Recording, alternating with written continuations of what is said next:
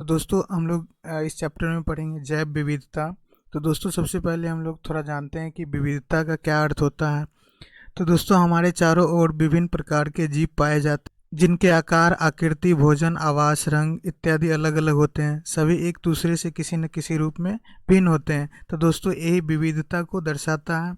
हम लोग इस चैप्टर के अंतर्गत पढ़ने वाले हैं जीवधारियों में विविधता। तो दोस्तों हम लोग जीवधारियों को दो वर्गों में बांटते हैं। एक होता है प्रोकैरियोटिक जीव और दूसरा होता है यूकैरियोटिक जीव।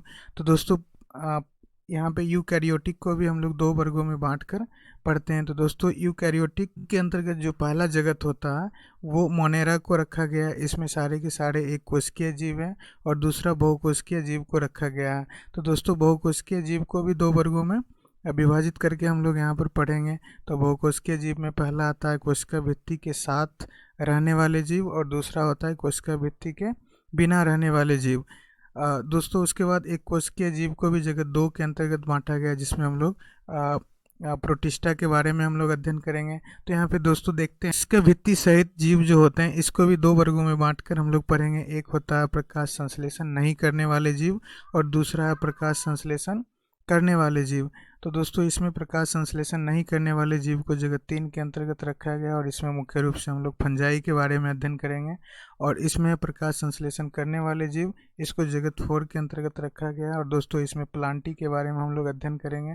अब आते हैं हम लोग कोशिका भित्ति के साथ कोशिका भित्ति रहित जीव के अंतर्गत। तो दोस्तों जिसमें कोशिका भित्ति नहीं पाई जाती है उसको जगत 5 के अंतर्गत रखा जाता है और इसमें हम लोग एनिमेलिया के बारे में अध्ययन करेंगे। तो दोस्तों हमारा पहला क्वेश्चन है कि जीवों को किसने 5 जगत वर्गीकृत किया था। तो दोस्तों जीवों का 5 जगत वर्गीकरण करने वाला व्यक्ति कौन था। यहाँ पे आपके पास 4 ऑप्शन दिया गया है, अरस्तु, कार्ल बोस, आर व्हिटकर और कैरोलस लिनियस। तो दोस्तों इसका सही आंसर जो होगा वो आर व्हिटकर ने जीवों को 5 जगत वर्गीकरण किया था।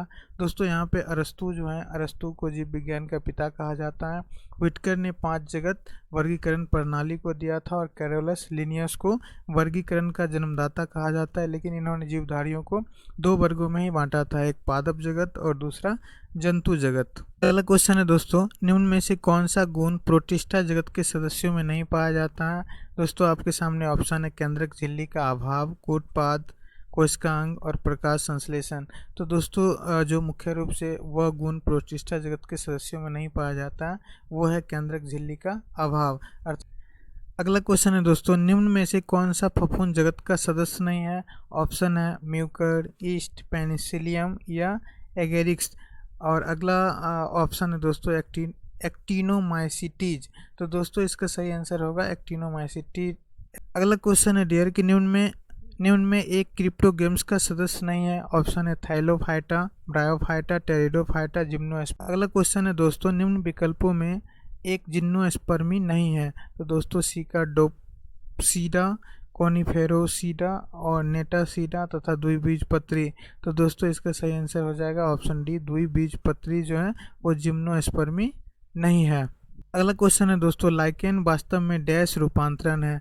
तो दोस्तों ऑप्शन है शैवाल का, फफूंद का, दोनों का, किसी का भी नहीं।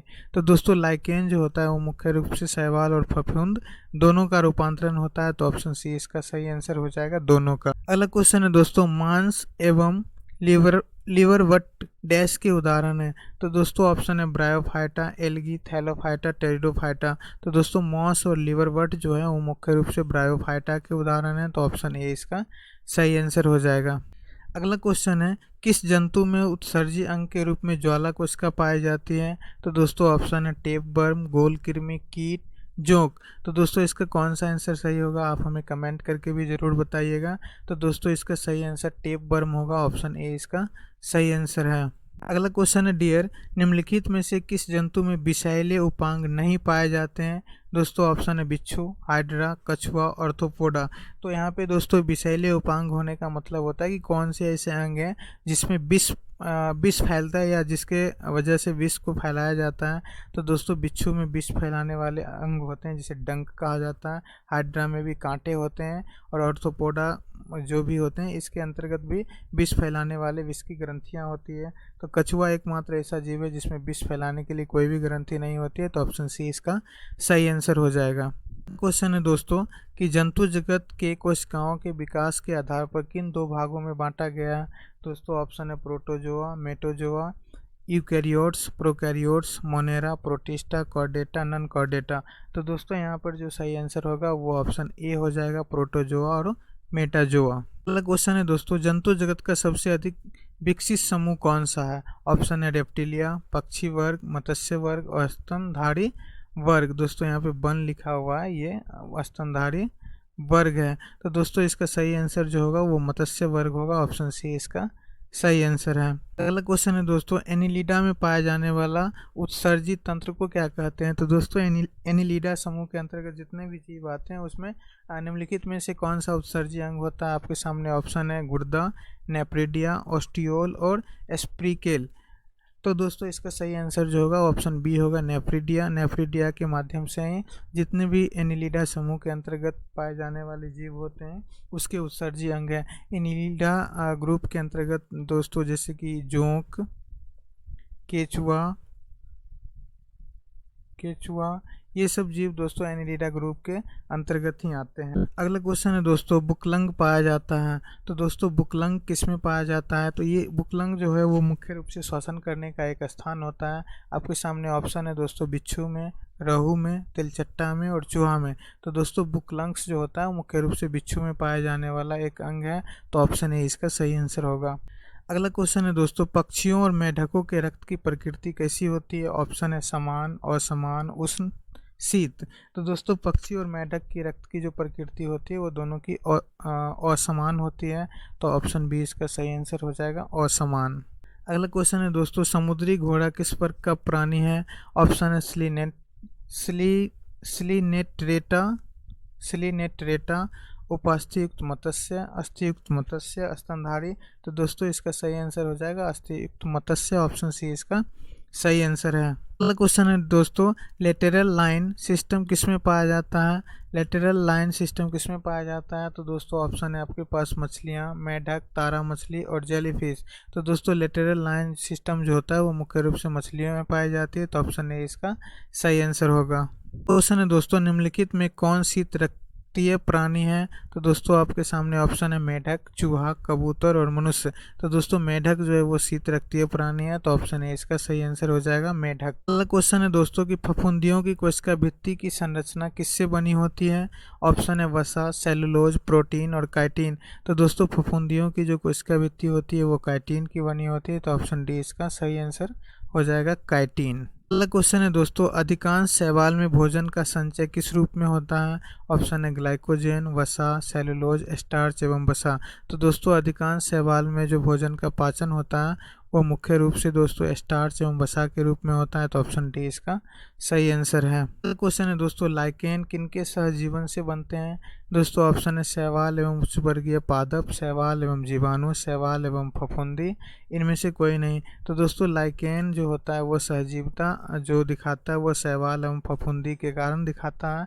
तो ऑप्शन सी इसका सही आंसर है, शैवाल एवं फफूंदी। अगला क्वेश्चन है दोस्तों, इनमें से कौन सा पहला स्थलीय वास्कुलर पौधा है। दोस्तों ऑप्शन है साइकेड्स, लाइकोपॉड्स, कोनीपोड और हॉर्सटेल। तो दोस्तों इसका सही आंसर हो जाएगा ऑप्शन डी, हॉर्सटेल जो है वो पहला वास्कुलर पौधा है। अगला क्वेश्चन है दोस्तों, इनमें से किस समुदाय में सबसे अधिक प्रजातियां पाई जाती हैं। दोस्तों ऑप्शन है एनिलिडा, मोलास्का, ऑर्थोपोडा और नेरेडिया। तो दोस्तों सबसे अधिक समुदाय वाले जो प्रजाति होती है वो ऑर्थोपोडा होता है। तो ऑप्शन सी इसका सही आंसर हो जाएगा, ऑर्थोपोडा। अगला क्वेश्चन है दोस्तों, इनमें से किसमें दंश कोशिकाएं पाई जाती है। ऑप्शन है नेरेडिया, पेरिफेरा, चपटे कृमि और एनिलिडा। तो दोस्तों इसमें जो मुख्य रूप से दंश जो पाई जाती है वो मुख्य रूप से नेरेडिया में पाई जाती है। तो ऑप्शन ए इसका सही आंसर हो जाएगा। अगला क्वेश्चन है डियर कि लेजर वर्ग ने 1952 में किस बैक्टीरिया पर प्रयोग करके यह स्थापित किया कि आनुवांशिक गुणों में विविधता वातावरण में परिवर्तन के पहले हो जाती है। ऑप्शन है इकोली, पेनिसिलिन, यूग्लिना और डायटोमी। तो दोस्तों ये ई कोली नामक वैज्ञानिक थे, इन्होंने ऐसा शोध करके बताया था कि आनुवांशिक गुणों में विविधता वातावरण के परिवर्तन के पहले ही हो जाती है। अगला क्वेश्चन है दोस्तों कि पृथ्वी पर सजीवों में सबसे अधिक विविधता कहाँ पर पाई जाती है। तो दोस्तों ऑप्शन है आपका भूमध्य रेखा पर, कर्क रेखा पर, मकर रेखा पर। तो दोस्तों भूमध्य रेखा और कर्क रेखा दोनों पर जो है जीवों में सबसे अधिक विविधता पाई जाती है। तो ऑप्शन डी इसका सही आंसर होगा, बी एवं सी। अगला क्वेश्चन है दोस्तों, वंश वृक्ष के मदद से डैश को दर्शाते हैं। तो दोस्तों ऑप्शन है वर्गीकरण, जैविक विकास, दोनों ए एवं बी, और डी ऑप्शन है जंतु। तो दोस्तों वंश वृक्ष की मदद से हम लोग वर्गीकरण और जैविक विकास दोनों को दिखाते हैं। तो ऑप्शन सी इसका सही आंसर हो जाएगा, ए एवं बी दोनों। अगला क्वेश्चन है दोस्तों, वंश वृद्धि के अनुसार जंतु जगत का कौन सा फाइलम मोलास्का के बाद परंतु आर्थ्रोपोडा के पहले आता है। तो ऑप्शन है उभयचर, सरीसृप, एनिलिडा, गोलकृमि। तो दोस्तों यहाँ पर मोलास्का ग्रुप और आर्थ्रोपोडा ग्रुप के बीच में जो आने वाला ग्रुप होता है वो एनिलिडा ग्रुप है। तो ऑप्शन सी इसका सही आंसर हो जाएगा। अगला क्वेश्चन है दोस्तों, वर्गीकरण के शुरू में लाल रक्त कणिका रखने वाले जंतुओं को किस समूह में रखा जाता था। तो दोस्तों ऑप्शन है एनीमिया, प्रोटिस्टा और फफूंदी। तो दोस्तों यहाँ पे देखिएगा कि ये दोनों एनीमिया ही पढ़े जाते हैं। तो ऑप्शन ए इसका सही आंसर होगा, EMI एनीमिया ग्रुप के अंतर्गत रखा जाता था। क्वेश्चन है दोस्तों, इगुलिना को किस जगत में रखा जाता है। तो दोस्तों ऑप्शन है मोनेरा, प्रोटिस्टा, प्लांटी और एनिमिलिया। तो दोस्तों इगुलिना जो है उसको प्रोटिस्टा ग्रुप के अंतर्गत रखा जाता है। तो ऑप्शन बी इसका सही आंसर है। क्वेश्चन है दोस्तों कि कवक में अभाव होता है। तो दोस्तों ऑप्शन है कवक जाल का, तंतु का, क्लोरोफिल का, इन सभी का। तो दोस्तों कवक में जो होता है वो मुख्य रूप से क्लोरोफिल का अभाव होता है, जिस वजह से ये स्वयं संश्लेषण नहीं कर पाता है, अर्थात स्वयं से भोजन बनाने में सक्षम नहीं होता है। अगला क्वेश्चन है दोस्तों कि मशरूम है। तो ऑप्शन है शैवाल, कवक, ब्रायोफाइटा और प्रोटिस्टा। तो दोस्तों मशरूम जो है वो एक प्रकार का कवक है। तो ऑप्शन बी इसका सही आंसर हो जाएगा, कवक। दोस्तों हम लोग देखते हैं कि प्रोटीन की अधिक प्रतिशत के आधार पर किस में सबसे अधिक प्रोटीन पाई जाती है। तो दोस्तों हम लोग देखते हैं कि मशरूम में 2.5 से 3.5% प्रोटीन की मात्रा पाई जाती है। उसी जगह पे दोस्तों सोयाबीन में 48% से 68% तक प्रोटीन पाया जाता है, जबकि एक कटोरी दाल में लगभग 5 से 10 ग्राम प्रोटीन होता है, जबकि हमारे शरीर को प्रतिदिन लगभग 50 से 60 ग्राम प्रोटीन की आवश्यकता होती है। तो दोस्तों अगर हम प्रतिदिन भोजन में सोयाबीन की मात्रा, ये दाल की मात्रा, मशरूम तो पॉसिबल नहीं चूँकि ये काफ़ी महंगे आते हैं, अगर हम सोयाबीन और प्रोटीन की दाल की मात्रा को हम लोग बराबर मात्रा में सेवन करते रहे तो हमारे शरीर में प्रोटीन की कमी नहीं हो सकती है। दोस्तों सोयाबीन में सबसे अधिक प्रोटीन पाया जाता है 48 से 68% तक। अगला क्वेश्चन है दोस्तों, वर्गीकरण की इकाई क्या है। दोस्तों ऑप्शन है स्पीसीज, जीन्स, किंगडम, टैक्सॉन। तो दोस्तों वर्गीकरण की जो मुख्य रूप से इकाई है वो स्पीसीज है, अर्थात जाति के आधार पर ही वर्गीकरण किया गया है। तो ऑप्शन ए इसका सही आंसर होगा। अगला क्वेश्चन है दोस्तों, व्हिटकर के वर्गीकरण के अनुसार कौन सबसे प्राचीन जगत है। तो दोस्तों ऑप्शन है प्लांटी, फंजाई, मोनेरा और प्रोटिस्टा। तो दोस्तों व्हिटकर के 5 जगत वर्गीकरण के अनुसार सबसे प्राचीन जगत जो है वो मोनेरा है। ऑप्शन सी इसका सही आंसर है। अगला क्वेश्चन है दोस्तों, इनमें कौन क्रिप्टोगेमी कहलाता है। दोस्तों ऑप्शन है थैलोफाइटा, ब्रायोफाइटा, टेरिडोफाइटा, इनमें से सभी। तो दोस्तों क्रिप्टोगेमी समूह के जो अंतर्गत आते हैं वो थैलोफाइटा, ब्रायोफाइटा और टेरिडोफाइटा ये सभी ग्रुप आते हैं। तो ऑप्शन डी इसका सही आंसर है।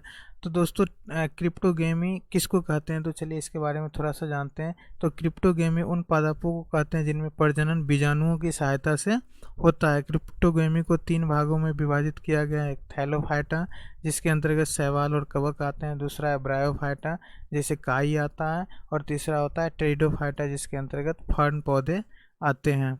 अगला क्वेश्चन है दोस्तों, इनमें से किस पौधे में बीज होता है लेकिन फल नहीं होता है। दोस्तों ऑप्शन है जिम्नोस्पर्म, ब्रायोफाइटा, टेरिडोफाइटा, एंजियोस्पर्म। तो दोस्तों जिम्नोस्पर्म एक ऐसा पौधा होता है जिसमें बीज होता है लेकिन फल नहीं होता है। तो ऑप्शन ए इसका सही आंसर हो जाएगा। क्वेश्चन है दोस्तों, किसने सर्वप्रथम द्विनाम पद्धति को प्रस्तावित किया था। तो दोस्तों द्विनाम पद्धति को सबसे पहले प्रस्तावित करने वाले जो वैज्ञानिक थे वो लिनियस थे। तो ऑप्शन बी इसका सही आंसर हो जाएगा। अगला क्वेश्चन है दोस्तों, इनमें से कौन प्रोकैरियोट है और न तो यूकैरियोट है। तो दोस्तों यहाँ पे ऑप्शन है virus, bacteria, blue green algae और फंजाई। तो दोस्तों वायरस न ही प्रोकैरियोट है और न ही यूकैरियोट है, क्योंकि ये बीज की कड़ी होते हैं। तो ऑप्शन ए इसका सही आंसर हो जाएगा, वायरस। अगला क्वेश्चन है दोस्तों, निम्न में कौन 2 विभिन्न स्पीसीज के प्रजनन से पैदा नहीं होते हैं। ऑप्शन है शावक, टाइगोन, लाइगर, म्यूल। तो दोस्तों शावक जो होते हैं वो दो विभिन्न प्रकार के स्पीसीज के प्रजनन से पैदा नहीं होते हैं, तो ऑप्शन ए इसका सही आंसर हो जाएगा। अगला क्वेश्चन है दोस्तों, दूध से दही बनाने वाले सजीव डैश जगत के सदस्य हैं। दोस्तों ऑप्शन है मोनेरा, प्रोटिस्टा, प्रोटोजोआ और फंजाई। तो दोस्तों दूध से दही बनाने वाले जो जीवाणु होते हैं उसको लैक्टोबैसिलस कहा जाता है। तो लैक्टोबैसिलस किस जगत के अंतर्गत आते हैं? तो दोस्तों ये मोनेरा जगत के अंतर्गत आते हैं, तो ऑप्शन ए इसका सही आंसर हो जाएगा मोनेरा। अगला क्वेश्चन है दोस्तों, निमोनिया, टीबी, कोड रोग को पैदा करने वाले सजीव डैश जगत के सदस्य होते हैं। तो दोस्तों निमोनिया, कोड और टीबी को फैलाने वाले जो भी बैक्टीरिया होते हैं वो मोनेरा जगत के अंतर्गत आते हैं, तो ऑप्शन ए इसका सही आंसर होगा। अगला क्वेश्चन है दोस्तों, डैश जगत के सदस्य यूकैरियोट नहीं होते हैं। तो दोस्तों मोनेरा जगत के जो सदस्य होते हैं वो यूकैरियोट नहीं होते हैं, तो ऑप्शन ए इसका सही आंसर होगा। अगला क्वेश्चन है दोस्तों, वर्गीकरण के उपयोग में आने वाले अधिक पदों का सृजन लिनियस ने किया था, परंतु हैकेल ने डैश पद का सृजन किया था। तो दोस्तों ऑप्शन है फाइलम, वर्ग, जगत, स्पीसीज। दोस्तों अगर इसका आंसर आपको पता होगा तो आप हमें कमेंट करके ज़रूर बताइएगा। तो इसका सही आंसर फाइलम होगा, ऑप्शन ए इसका सही आंसर है। अगला क्वेश्चन है दोस्तों, किस जीव में स्वपोषी और परपोषी दोनों प्रकार के पोषण पाए जाते हैं? ऑप्शन है जीवाणु, हरे शैवाल, कवक, एक बीजपत्री पौधे। तो दोस्तों जीवाणु जो है इसमें स्वपोषी और परपोषी दोनों के गुण पाए जाते हैं, तो ऑप्शन ए इसका सही आंसर होगा। अगला क्वेश्चन है दोस्तों, इनमें कौन पुष्पीय पौधे हैं? ऑप्शन है मॉस, फर्न, एंजियोस्पर्म, लाइकेन। तो दोस्तों इसमें जो पुष्पीय पौधा होता है वो एंजियोस्पर्म है, ऑप्शन सी इसका सही आंसर है। अगला क्वेश्चन है डियर, किस विभाग के पौधे को पादप वर्ग का उभयचर कहा जाता है? दोस्तों ये उभयचर होगा। तो किस विभाग के पौधे को पादप वर्ग का उभयचर कहा जाता है? ऑप्शन है ब्रायोफाइटा, टेरिडोफाइटा, जिम्नोस्पर्म, एंजियोस्पर्म। तो दोस्तों ब्रायोफाइटा जगत का जो पौधा होता है इसको उभयचर कहा जाता है। उभयचर ऐसे पौधे को कहा जाता है जो जल और स्थल दोनों जगह पर पाए जाते हैं। अगला क्वेश्चन है दोस्तों, किस प्रकार के पौधे की पत्तियों में समांतर सिरा विन्यास रहता है? ऑप्शन है फर्न, एक बीजपत्री, द्विबीजपत्री, जिम्नोस्पर्म। तो दोस्तों एक बीजपत्री पौधा जो होता है इसके पत्तियों में समांतर सिरा विन्यास होता है, अर्थात बीज से दो भागों में विभक्त होते हैं, तो ऑप्शन बी इसका सही आंसर है। अगला क्वेश्चन है दोस्तों, नेफ्रिडिया उत्सर्जी अंग है। दोस्तों ऑप्शन है संघ पेरिफेरा, संघ एनिलिडा, संघ कॉर्डेटा और संघ ब्रेटिवेटा का। तो दोस्तों नेफ्रिडिया जो उत्सर्जी अंग होता है वो मुख्य रूप से एनिलिडा ग्रुप के अंतर्गत आता है, तो ऑप्शन बी इसका सही आंसर होगा, संघ एनिलिडा का। क्वेश्चन है डियर, कि जल परिवहन तंत्र किसकी पहचान है? तो दोस्तों ऑप्शन है इकाइनोडर्मेटा, पेरिफेरा, ऑर्थोपोडा और सभी जलीय जंतु। तो दोस्तों इकाइनोडर्मेटा संघ जो है इसके अंतर्गत जलीय परिवहन तंत्र होते हैं, तो ऑप्शन ए इसका सही आंसर होगा। अगला क्वेश्चन है दोस्तों, जबरा विहीन मछलियों का नाम क्या है? ऑप्शन है एम्फीबिया, एनाथा, एपोडा, एटेरिगोटा। तो दोस्तों बिना जबरा की जो मछलियां होती है उसको एनाथा कहा जाता है, तो ऑप्शन बी इसका सही आंसर है। क्वेश्चन है दोस्तों, उभयचर प्राणियों के हृदय की विशेषता होती है? तो दोस्तों उभयचर प्राणी जो होते हैं उसके हृदय कितने कक्ष के होते हैं? ऑप्शन है 3 कक्ष, 4 कक्ष, अशुद्ध रक्त का परिवहन, शुद्ध और अशुद्ध रक्त का पूर्ण पृथक्करण। तो दोस्तों इसका सही आंसर जो होगा ऑप्शन ए होगा, 3 कक्षीय हृदय उभयचर प्राणियों में पाए जाते हैं। अगला क्वेश्चन है दोस्तों, इनमें से कौन अंडे देता है? दोस्तों ऑप्शन है प्लेटिपस, कंगारू, चमगादड़ और सील। तो दोस्तों प्लेटिपस जो है वो अंडे को देता है, बाकी कंगारू अपरिपक्व बच्चे को जन्म देती है, चमगादड़ बच्चे को जन्म देता है और सील भी बच्चे को ही जन्म देता है, तो ऑप्शन ए इसका सही आंसर हो जाएगा, प्लेटिपस अंडे देने वाले जीव हैं। अगला क्वेश्चन है दोस्तों, इनमें से कौन सा स्तनधारियों की पहचान है? ऑप्शन है श्वेत ग्रंथियां, डायफ्राम, कार्पल्स, कोलोसस, इनमें से सभी। तो दोस्तों जिस जीव में श्वेत ग्रंथियां पाई जाती है, डायफ्राम पाया जाता है, कॉर्पस, कैलोसस पाया जाता है, वे सभी जीव स्तनधारियों की श्रेणी में आते हैं, तो ऑप्शन डी इसका सही आंसर हो जाएगा, इनमें से सभी। अगला क्वेश्चन है दोस्तों, कि इनमें से कौन सबसे तेज गति से उड़ने वाला पक्षी है? ऑप्शन है हमिंग बर्ड, स्विफ्ट, सनबर्ड और चील। तो दोस्तों सबसे तेज गति से उड़ने वाला जो पक्षी है वो है स्विफ्ट, ऑप्शन बी इसका सही आंसर है। अगला क्वेश्चन है दोस्तों, समुद्री खीरा जंतु जगत के किस फाइलम का सदस्य है? ऑप्शन है मोलास्का, ऑर्थोपोडा, एनिलिडा, इकाइनोडर्मेटा। तो दोस्तों इकाइनोडर्मेटा के अंतर्गत वे सारे जीव आते हैं जो समुद्र में रहते हैं, तो ऑप्शन डी इसका सही आंसर हो जाएगा इकाइनोडर्मेटा, क्योंकि समुद्री खीरा समुद्र में पाए जाने वाला एक जीव है जो कि इकाइनोडर्मेटा संघ के अंतर्गत आता है। अगला क्वेश्चन है, पोडीफेरा में पाए जाने वाले नलिका तंत्र के मदद से डैश क्रियाएं संपन्न होती है। ऑप्शन है पोषण, श्वसन, उत्सर्जन, सभी। तो दोस्तों पेरिफेरा में पाए जाने वाले जो नालिका तंत्र होते हैं उसकी सहायता से पोषण, श्वसन, उत्सर्जन ये सभी क्रियाएं होती हैं। तो ऑप्शन डी इसका सही आंसर होगा। अगला क्वेश्चन है दोस्तों, द्विबीजपत्री एवं एक बीजपत्री पादप जगत के किस समूह के दो वर्ग हैं। दोस्तों ऑप्शन है एंजियोस्पर्म, जिम्नोस्पर्म, ब्रायोफाइटा और थैलोफाइटा। तो दोस्तों एंजियोस्पर्म जो है वह एक बीजपत्री एवं दो बीजपत्री पादप जगत के समूह के दो वर्ग हैं। तो ऑप्शन ए इसका सही आंसर हो जाएगा एंजियोस्पर्म। अगला क्वेश्चन है दोस्तों, किन मछलियों के गिलों पर अपर कुलम नहीं पाया जाता है। तो ऑप्शन है कार्टिलेज मछलियाँ जो होती है इसके गिल्स पर अपर कुलम नहीं पाया जाता है। तो ऑप्शन ए इसका सही आंसर हो जाएगा कार्टिलेज मछलियाँ। क्वेश्चन है दोस्तों, इनमें कौन संवहनी पौधे हैं। ऑप्शन है शैवाल, कवक, फर्न, मॉस। तो दोस्तों फर्न जो है वो संवहनी पौधे है, ऑप्शन सी इसका सही आंसर है। अगला क्वेश्चन है दोस्तों, वैसे पौधे जिनका शरीर जड़, तना एवं पत्तियों में विभेदित नहीं रहता है उसे क्या कहते हैं। तो दोस्तों ऐसे पौधे जिसका जड़, तना और पत्तियां विभेदित नहीं होता है उसे थैलस कहा जाता है। तो ऑप्शन ए इसे इसका सही आंसर।